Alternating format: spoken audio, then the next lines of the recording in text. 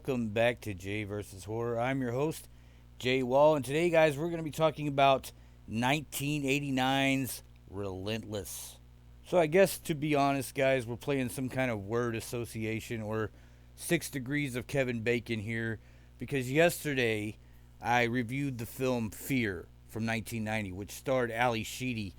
And so that one kind of reminded me of Judd Nelson in 1989's Relentless. That's a fair jump, right, guys? I mean, Ali Sheedy's most popular role was probably in The Breakfast Club, and Judd Nelson's most popular role was probably in The Breakfast Club. So, yeah, I went from one place to the next place, and I guess that means that Emilio, Molly, and Anthony are also going to be on the hit list later this week. We're going to have to find some really weird films they were in to talk about, which surprisingly isn't as hard as it sounds. But today we're talking about Relentless from 1989. It's an American crime thriller film directed by the great William Lustig. And guys, I would say for me, this is probably my second favorite William Lustig movie. It's that good. It's just slightly below Maniac, and man, Maniac's a classic. We can't even go there about how good that is. But I would put it above Maniac Cop and the Maniac Cop series, of course, 2 and 3 Badge of Silence. William Lustig worked from 1977 to 1996 as a director, and he didn't make a lot of films, but he did make some very good films, and he was very much a director with his own style, with a great eye. Relentless stars Judd Nelson, of course, Robert Loggia, and Leo Rossi. The film follows 2 LAPD officers on a hunt for a relentless serial killer. Now, that's the generic, terrible IMDb description. Let's get into what the film's really about. Now, in this film, Judd Nelson is batshit crazy. And it's cool that he's willing to play that part at this stage of his career. He is playing Buck Taylor, the son legendary LAPD detective who is now deceased. We see through flashbacks that Buck was trained by his father Ike to also be a great policeman, to follow in the family footsteps. But Buck is a little bit off. There's something wrong with Buck, and even the LAPD psychiatrists were able to figure it out. He's nuts. There is no clinical term for what Judd Nelson is in this film. He's just absolutely nuts. So when he goes and tries to become a police officer and gets rejected for psychological problems, he then decides that he's going to take this out on the LAPD. And his plan is to use all his knowledge of police theory and how the detectives work to defeat them in a little game he wants to play. So there's some really interesting stuff in this. I mean, the film goes back and forth between Leo Rossi and Robert Loggia, who are the detectives working the case. And it has long scenes with Judd Nelson where he has these really good kills. It's obvious that Lustig has a flair for this type of film. And I think the way he shot this goes a long way towards amplifying Judd Nelson's performance, which is pretty stellar.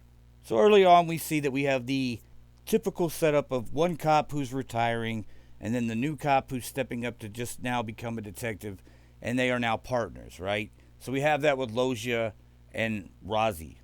As soon as they go to the first murder scene, Rossi instantly wants to use new age tactics to start trying to solve this crime.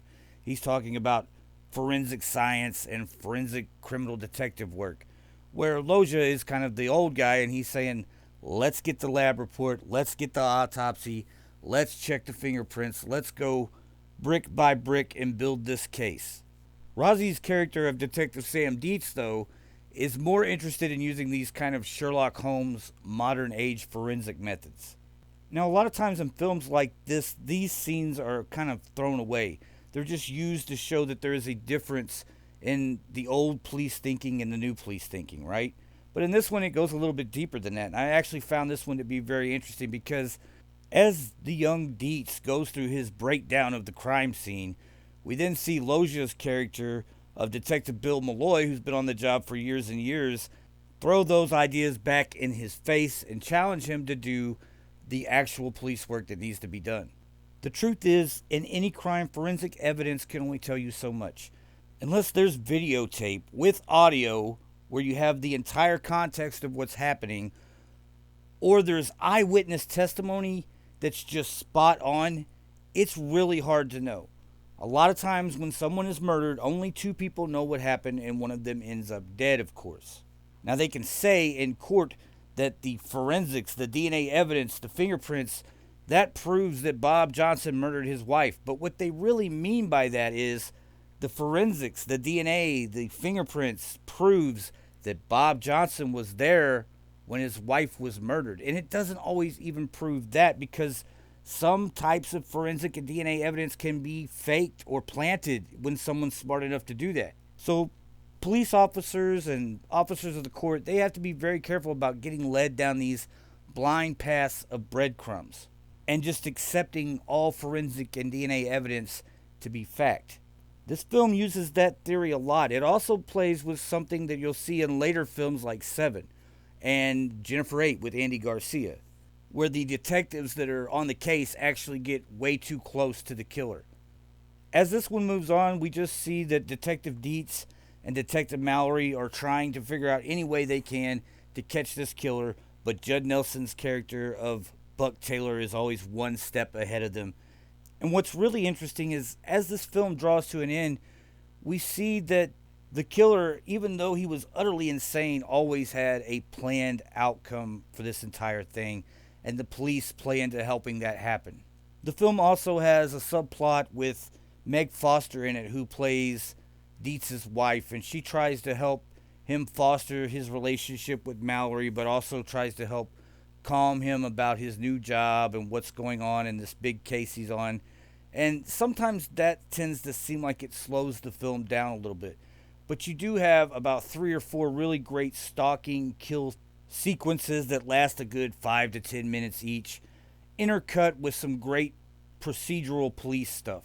And the back and forth between Loggia and Rozzi isn't the greatest of all time, but it's pretty damn good for a movie like this. Guys, they made 3 sequels to this film, and each time Leo Rozzi did come back, and they had a new psychotic killer running the streets, taking people out that he had to stop. And they kind of got worse as they went and became a, kind of a joke, straight-to-video thing.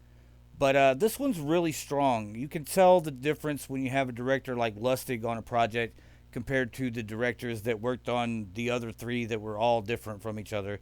This one is a solid 7.5 out of 10 for me, guys. I almost want to go to 8, but it is lacking just a little bit and does have a little bit of a movie of the week type vibe.